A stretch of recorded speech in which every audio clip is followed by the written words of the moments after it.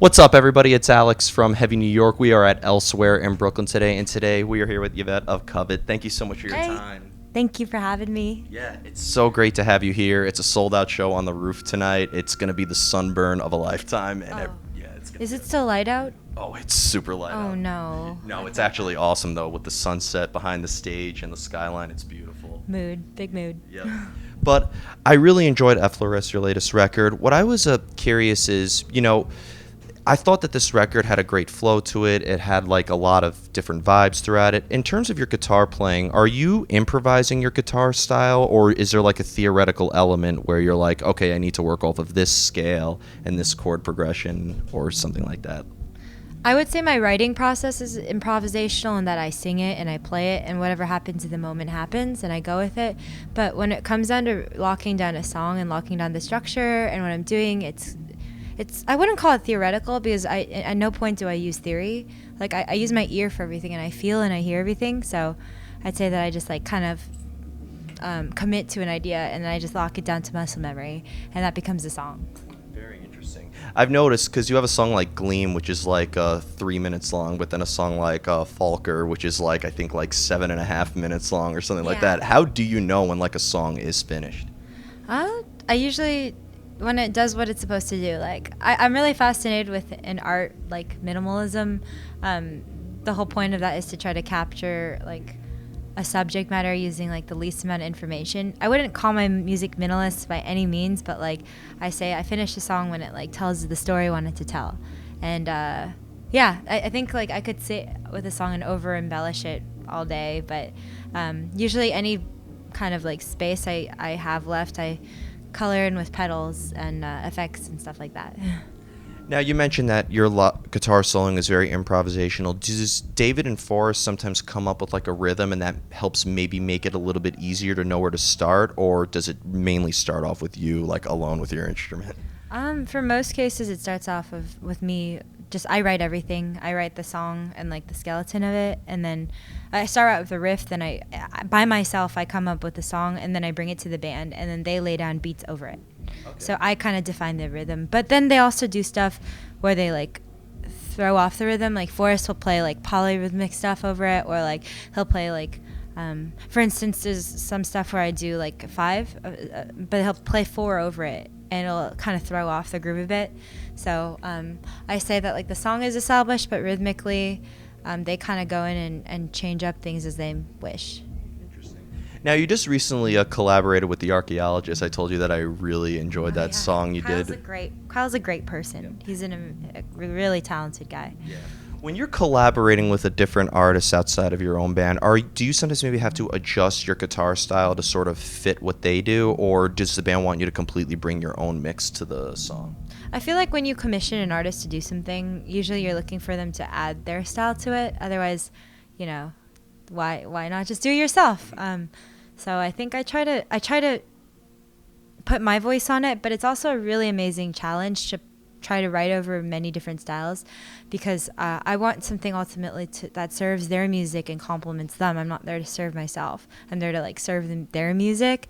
So I oftentimes find that it's a really great exercise for me to break out of my comfort zone, to try to lay down a solo on a style of music I would never play myself. It's kind of cool.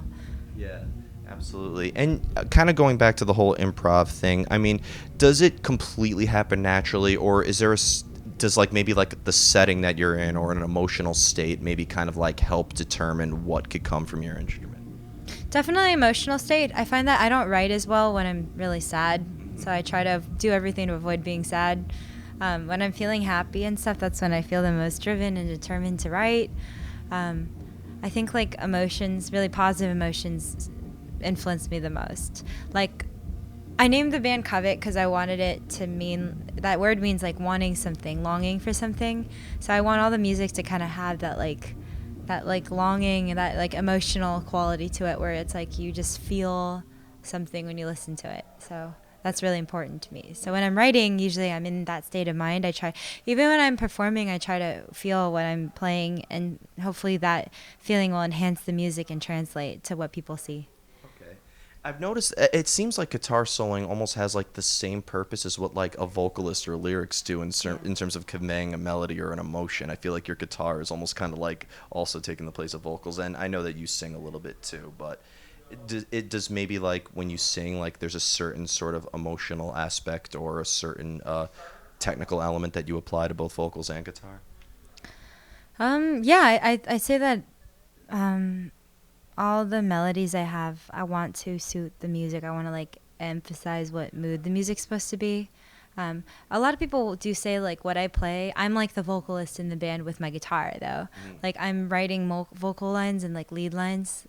That kind of would be what someone sings if it was just like rhythm guitar. But I try to do both at the same time.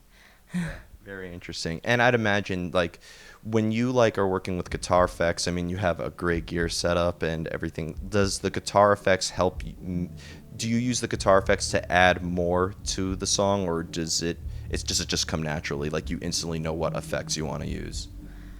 I'd say when I was starting out, I didn't know, so a lot of it was trial and error. These days, I've done a few I've gotten into like demoing pedals and stuff, and now I know a little bit more about what I can do with each pedal and what each pedal sounds like.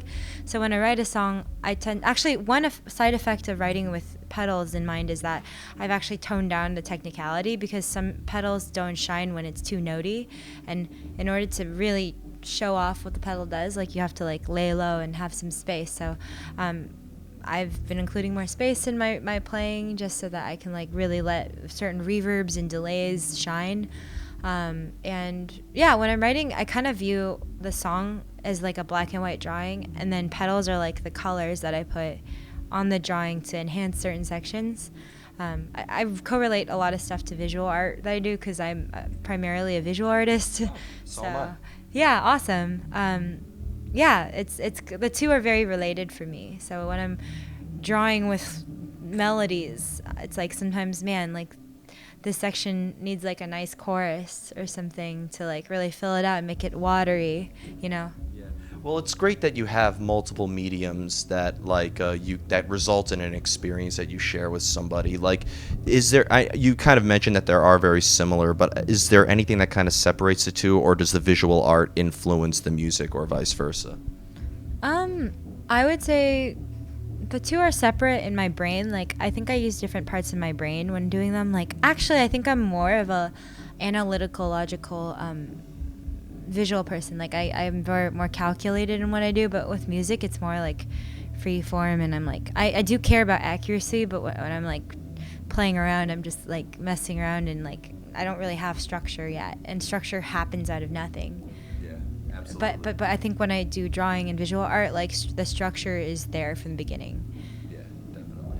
And it's I've always thought that like they're similar and they both start from nothing. They Yeah. come up as an idea and then they're resorted to something. But Yeah. I'd imagine I interviewed Alan Robert from Life of Agony, who's also a visual artist, and he said like there's a lot of isolation involved. It's being an artist, whether you're a musician or a painter or whatever. It's a very lonely sort of field. Yeah.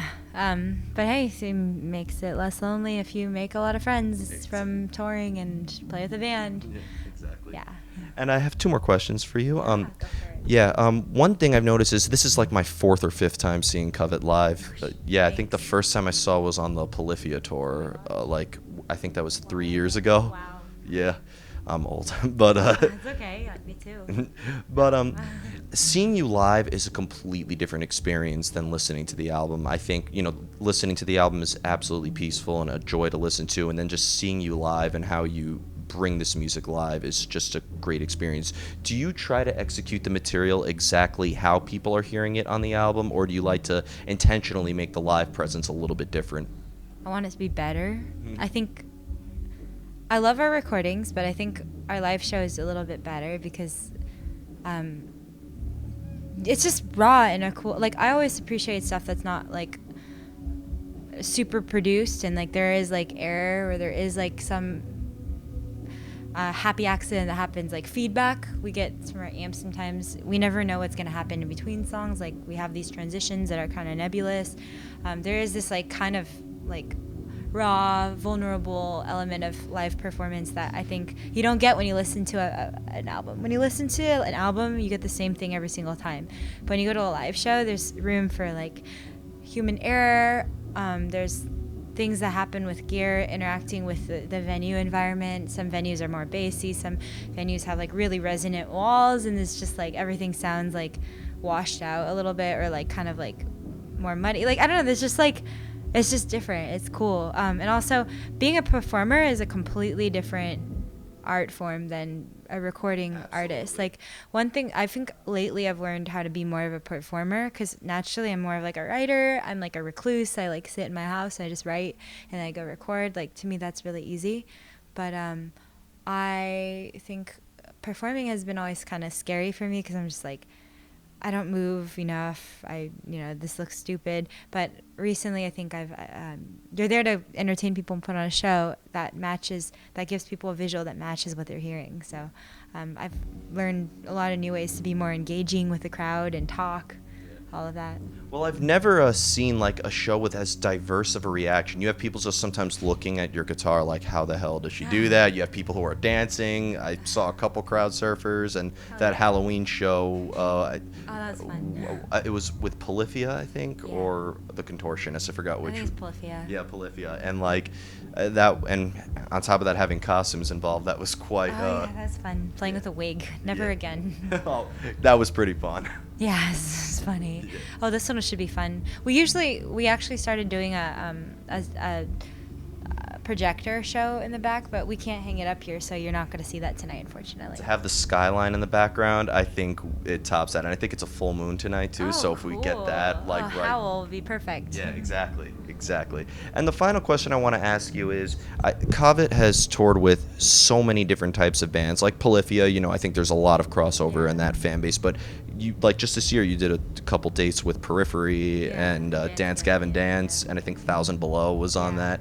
Like, depending on like all the tours you're on, have you noticed like a variety of different fans or a difference in the crowd depending on who you tour with? Yeah, I feel like on the Dance Gavin Dance tour, definitely wasn't our crowd. There are people who look like bored because we don't have a singer, or they're like, where's the repetition? You're like, this isn't heavy, like the breakdowns. I know, right? Where's the breakdown?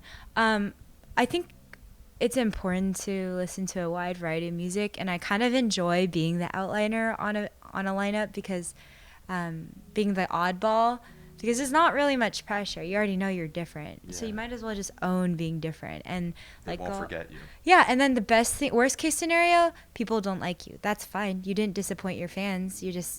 They're not going to be fans. It's fine. But best case scenario is someone who never listens to the kind of music you play learns about a new genre that they might be interested in. And then I've had so many people say, like, I've never listened to your kind of music, and then you opened my eyes up to like this whole different genre that's out there. Like a lot of like super metal prog people, they're like, I didn't know like this like math pop thing was a thing, and like I actually really like it. So best case scenario, you educate someone a bit about something they may not know a lot about, and maybe they love. Maybe they don't love it. That's also okay. Well, when I saw you open up for, I think it was Jason Richardson a long time ago, that was the first Polyphia. Oh my god, it's just so different. Well, I know a lot of like deathcore fans who loved him when he was in Chelsea Grin were there just to see him, and now like I see those same kids now going to see Chan or Polyphia or Animals as Leaders or something like that. Yeah, definitely. I think everyone, just good music is good music, So it's like to put like, you have to be this to be on this tour. Like, I think like a lot of people just appreciate good music. Some people want it to be heavy all the time, and that's fine. That's a preference. But I think most of the time people just like good music. Exactly. So before we go, I'd like to thank you so much for your time today. Yeah, thank you so much for having me. Of course. Is there just anything else you would like to promote with any gear that you endorse or any tours coming up? This will be uploaded by midnight, so cool. Don't say it if it hasn't been announced yet. If you're wondering what this thing over here is, that's a Ibanez Talman, the glitter one. If you notice, I play a lot of sparkle glitter Ibanez Talmans. I really like these guitars. Guitar shines the same way your music does. Aw, thanks. Yeah, it's kind of just nice. Like on stage, you see something like really shiny and uplifting. You're like, hey. Ibanez is a very diverse like type of guitar. Like to have like what the style that you do, but then also have like Dino Cazares like do what he does with it. It's insane. I'm excited to work with Ibanez because I think they do have a lot of shred metal guitarists, but I definitely think that that having an instrument that is like less shred, less metal, like looks like more like a Telly or something, you know, Yeah. is important. Of course. Well, thank you so much for your time. Yeah. Thank you. I Yeah, appreciate it. Yeah, of course. Everybody, we are here with Yvette of Covet. Be sure to pick up Effloris. Did I say it correctly or butchered that? Effloris? Effloris. I was close. Yeah, you were super close. Be sure to pick up Effloris if you haven't already. This is Alex from Heavy New York. We'll see you next time.